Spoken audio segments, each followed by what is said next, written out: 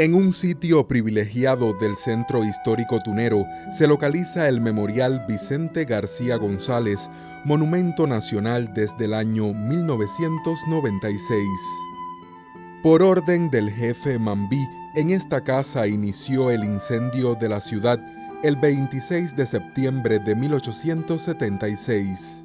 De la vivienda original propiedad de la familia de Vicente, solo se conservan un fragmento del piso, una viga, el guardapolvos de una ventana y el interior de varias columnas.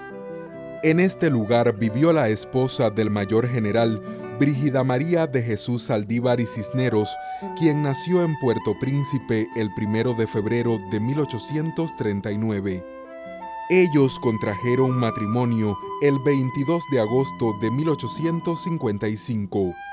Después del alzamiento de Vicente García en Las Tunas, el 13 de octubre de 1868, el coronel español Eugenio Loño encierra a la familia del jefe insurrecto en su propia casa de la entonces Calle Real y le pide a Brígida que escriba una carta para que su esposo deponga las armas. Había participado en todo el proceso conspirativo de Vicente García y de sus hombres, como Ramón Ortuño, Francisco Muñoz Rubalcaba y otros, y por tanto conocía lo que iba a suceder y estaba decidida a mantener la palabra empeñada con su esposo. Por tanto, mueren 2 de sus hijos porque no hay alimentos. Las familias de la localidad tratan de auxiliarla pasándole alimentos, pero esto no da como para que puedan vivir 2 de los más pequeños que mueren a consecuencia de hambre. El amor de una esposa por su esposo tiene una naturaleza y el amor de una madre por sus hijos tiene una naturaleza superior. Brígida sabía que si le escribía a Vicente esa carta, él iba a continuar.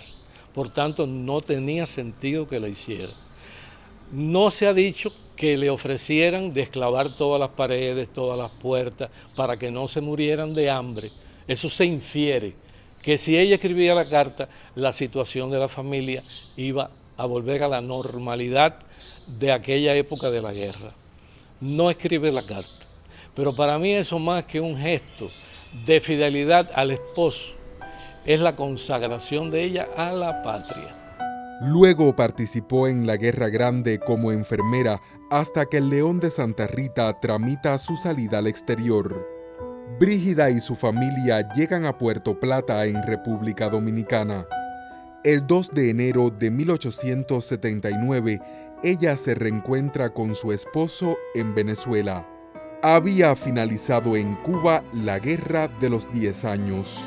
En la monografía Brígida Saldívar, Decisión y Estirpe, de la historiadora Margarita García Laguna, se expone que en los albores de la Guerra del 95, Brígida regresa a Cuba. Habían fallecido en Venezuela su esposo y su hijo Braulio. Logra asentarse en Puerto Padre junto a María, su hija menor. Los españoles, lógicamente, la interpelan, le preguntan que por qué razón ella ha vuelto acá a Las Tunas y ella le dice sin mucho preámbulo, la memoria de mi esposo me exige estar en el campo de batalla. Brígida convierte a su hija de solo 13 años en mensajera de la guerra y ella en enfermera.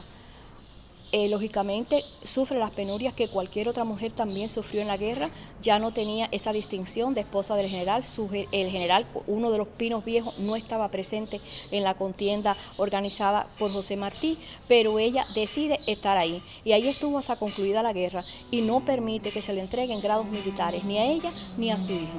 El 25 de enero de 1907 viajó a Las Tunas frente a la comisión que trajo los restos mortales de Vicente y de su hijo Braulio. También participó en la develación en el centro de la ciudad de la estatua de mármol de Carrara que rinde honor a su esposo, el hijo ilustre de Las Tunas. Ella quería que la memoria de su esposo se mantuviera viva luego de que ya la guerra había concluido y en la forma que había concluido. Atesoró toda la documentación porque las calumnias que le habían hecho a través de la historiografía a su esposo darían a la luz o al contraste con toda la documentación que ella tenía. Brígida murió a los 80 años el 25 de mayo de 1918 en esta casa de la Calzada del Cerro, en La Habana.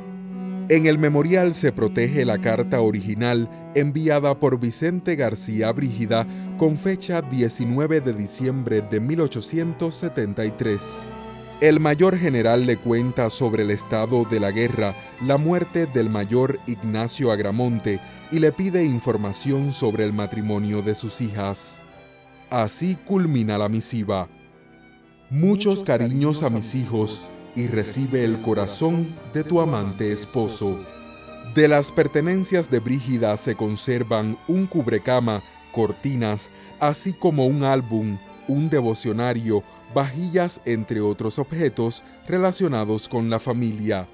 Además, Héctor García Soto, bisnieto de Vicente y Brígida, donó una foto dedicada por la patriota a su hija menor María cuando tenía 72 años.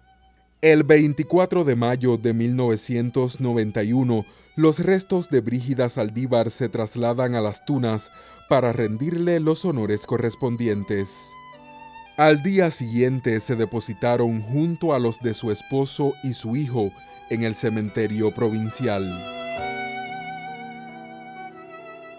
En el último capítulo de esta serie de reportajes realizaremos un recorrido por las investigaciones hechas en Las Tunas para reivindicar la figura de Vicente García.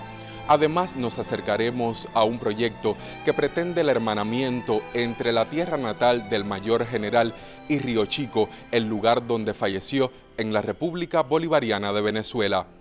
Desde Las Tunas, Raúl Verdesie, Joan Bárcena y Gianni López Brito, Sistema Informativo de la Televisión Cubana.